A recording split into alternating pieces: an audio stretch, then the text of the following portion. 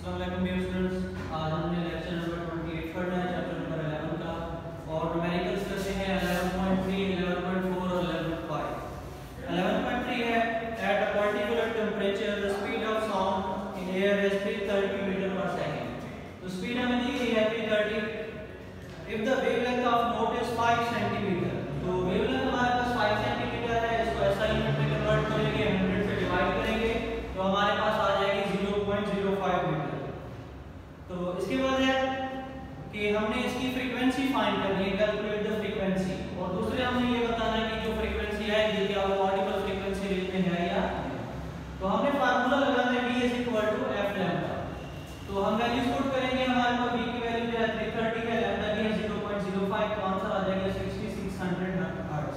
तो ये हमारे पास ऑडिबल फ्रीक्वेंसी रेंज में है, क्योंकि ऑडिबल फ्रीक्वेंसी रेंज हमारे पास है 20 हर्ट्ज से लेकर 20000 हर्ट्ज तक। तो उसके बाद 11.4 है अडैप्टर काउंट 72 हार्ट बीट्स इन 1 मिनट। ये न्यूमेरिकल बहुत अहम न्यूमेरिकल है, अक्सर ये बोर्ड के क्वेश्चंस में आता है, लॉन्ग में भी और शॉर्ट में भी। Calculate the frequency and period of the heart beats.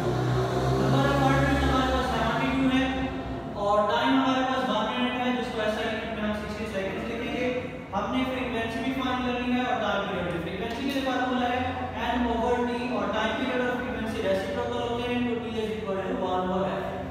तो n की वैल्यू 72 है, t की वैल्यू 16, हमारे पास फ्रीक्वेंसी की वैल्यू आ गई 1.2 हर्ट्ज और t = 1 ओवर f, f की वैल्यू हमारा 1.2 है, तो हमारे पास इसका आंसर आ गया 0.8।